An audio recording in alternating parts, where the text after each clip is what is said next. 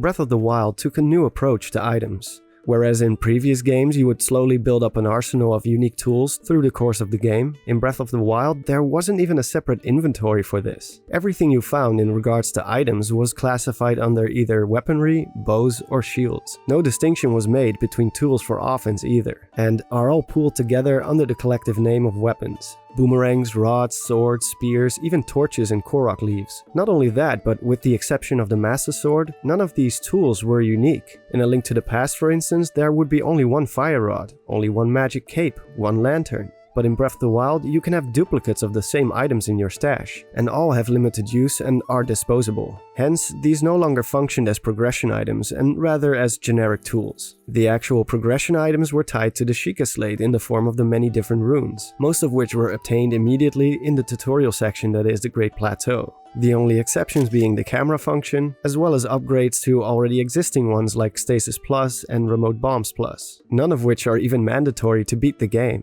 Now of course, beating the game has gotten a whole different meaning in Breath of the Wild compared to previous titles, since you could go straight to Ganon after the Great Plateau if you so desire, without cheating that is. But let's just say that even conquering all of the Divine Beasts and then beating Ganon doesn't require anything else than the original 5 runes and the most basic weapons you can find anywhere in the overworld. The only reason to visit Pura at all is if you want to retrieve all lost memories, which is also optional. The other items and abilities Link acquires, like the paraglider and different champion abilities, simply become part of his character. They don't require to be equipped, and in the case of the paraglider, cannot even be removed. This new system of approaching items will most likely largely be preserved in Breath of the Wild 2. With this in mind, and if we are to assume that a more traditional approach to dungeons will return as is being speculated and even rumored, how will the sequel handle progression items?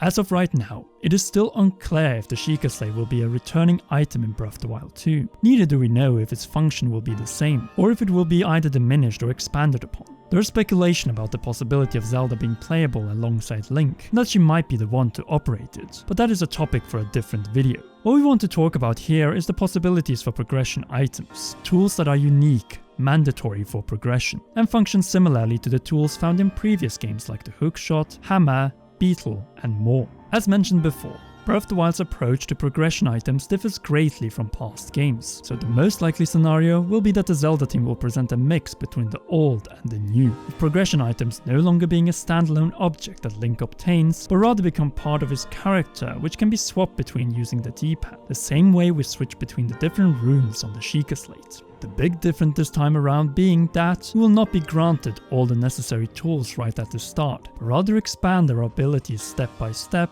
as you progress through the game and conquer its multiple dungeon challenges. This will allow for a more traditional approach to dungeon design, where the structure unlocks bit by bit, and finally opens up completely once we obtain the new ability found in said dungeon. Notice how we call this an ability rather than an item. We believe that this is the new way to go for Breath of the Wild 2. Reverting back to the traditional Zelda items completely would feel like a step back in the evolution of the series. Thus, it will be more fitting to go in a new direction, while at the same time borrowing from traditional ideas. The most obvious way this can be achieved will of course be Link's afflicted hand.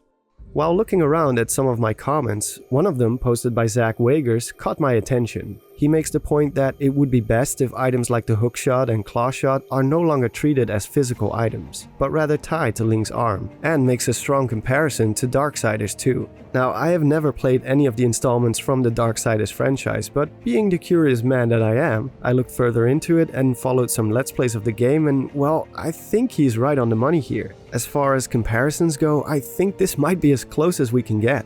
In the game, the main protagonist, fittingly named Death, will obtain different types of abilities that will become part of his character. The closest to home would be the ability called the Death Grip, which is almost a one-on-one copy of the grappling hook from the Wind Waker or the whip from Skyward Sword, where you can target specific objects to cross gaps or pull smaller objects towards you. It can even be used to expand the distance you can traverse by running alongside walls. Quick note, I'm totally picking up this game before the release of Breath of the Wild 2. This game looks freaking amazing. It is said that the developers working on the sequel are currently being inspired by Red Dead Redemption 2 and another unspecified game. I wouldn't even be surprised if this turns out to be one of the Darksiders games, since Darksiders 3 came out at the end of 2018, half a year before the Breath of the Wild 2 trailer. Now, I know I've made this connection many times before, but it's pretty much the only thing we have to go on as of right now. Some of the concept art presented by the Zelda team seems to point into a similar direction. Instead of carrying an actual physical hammer, Link's hand would instead transform into a hammer shape and wields it as if it was an actual physical item.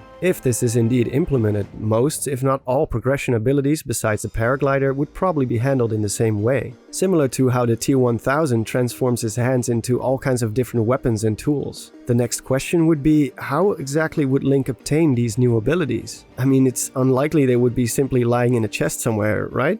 The Sheikah Slate has a more technological feel to it, a device that can channel different properties to manipulate the physical world around it, like time, magnetism, water molecules, create blasts of energy, or capture light to create photographs. The green hand, which is speculated to be tied to the Zonai, seems to have a more spiritual element to it. The biggest giveaway for this is the color of said energy, green instead of blue. Green, of course, correlating to the luminous stones found across Hyrule, which is said to possess the spirits of the dead, as well as the green flames and glows seen around the deceased champions in King Rome. And this does seem to make sense when looking at the full picture. The hand that keeps the seal on Ganondorf seems to transfer the last of its spirit energy to Link to give him the means to stand a chance against whatever Ganondorf has in store for us. There's a theory that suggests that the hand was once a full person that over the many millennia slowly faded from existence, sacrificing its energy slowly to keep the seal intact, leaving only this part of his or her body behind until now. This theory would justify why Link doesn't immediately inherit all the great powers this being once possessed, and grows into a strong magic wielding warlock, which would of course be OP to have right at the start of the game. Instead, only a sliver of its full power is left, forcing Link to travel the land and overcome challenges to expand this power gradually. To some of you this might sound far-fetched, but this is actually not that different from the champion abilities we were able to obtain in Breath of the Wild.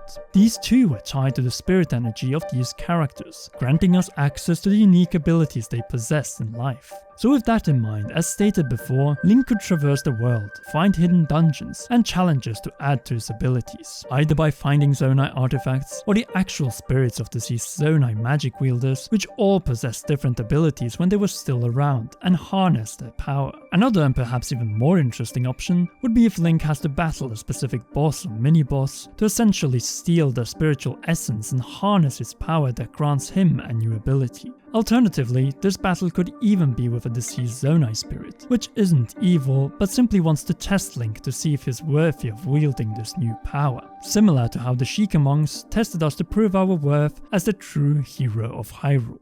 Of course, this is mostly just speculation at this point, and at this stage, it doesn't really matter that much how exactly Link will obtain these abilities through the course of the game. But I hope you can see the case we're trying to build for this new approach to how items, and in particular progression items, could work in the sequel to Breath of the Wild. The old school items we've seen in previous games will likely, for now, remain in the past. But we can see something that works the same way as the Sheikah Slate did, but instead with this new spirit power, where abilities become part of Link's character but still serve the same function as the traditional items did. And instead of hurtling a metric ton of heavy equipment around, they are all stored inside his spiritual arm. Some people speculate that Link won't be able to use his right arm to wield his sword, and instead will have to switch to being a lefty. Which could be true, but I can also see it working the other way around. In past games you couldn't wield an item and your sword at the same time. Same thing goes for the Sheikah Slate. I think the reason why they chose his right hand to be affected is to simply achieve the same goal, where you cannot use your hammer fist and your sword simultaneously, although that would be badass. But maybe this is just to add some kind of limitation. If his hand is at default, aka no abilities activated, Link would still be able to hold a sword in his right and fight like he normally does. There's no need for Link to all of a sudden become a southpaw, but that's just my take. A big thanks goes to Conrad for joining me in this endeavor. You can check out his video on the Commonwealth Realm channel, which dives further into the lore and speculation on Link's Zonai hand, and me and even Nintendo Black Crisis lend our voices to the cause. You can click the end card or find the link in the description. Also, if you haven't already, be sure to check out MBC's amazing 40+ minute video about the mystery of the Zonai. That is all for now. Thanks a lot for watching, and if you will, subscribe to the channel and turn on those notifications if you don't want to miss my future uploads. As promised, at the end of this week we will cover another lore video. I hope to see you there. This is Don signing off, and have a good one.